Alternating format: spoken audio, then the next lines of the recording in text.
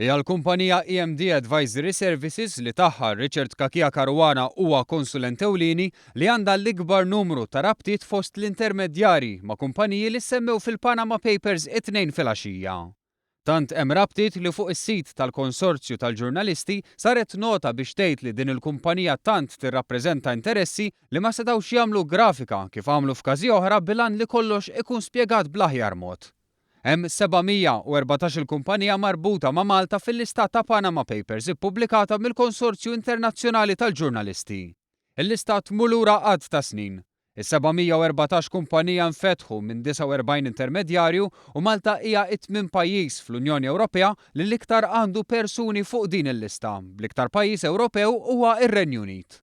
F'Malta hija l-EMD li b'72 tirrappreżenta l-ikbar numru ta' interessi. Il-kumpaniji li tagħhom hija intermedjarju EMD Trust Services huma kollha fil-British Virgin Islands, post meqjus bħala tax haven. EMD huma azzjonisti wkoll fit-12 kumpanija fil-British Virgin Islands. Fid-deskrizzjoni li tingħata ta' Kakija Caruana hemm li kien ambaxxatur permanenti fi Brussell u Chief of Staff tal-Prim Ministru Lawrence Gonzi fost l-oħrajn. Ma l-istess kumpanija jagħmel xogħol ta' konsulenza wkoll Noel Buttigieg Scicluna, esponent ieħor li jingħata biżibilju konsulenzi u li gawda bil-kbir fi żmien gvernijiet nazzjonalisti.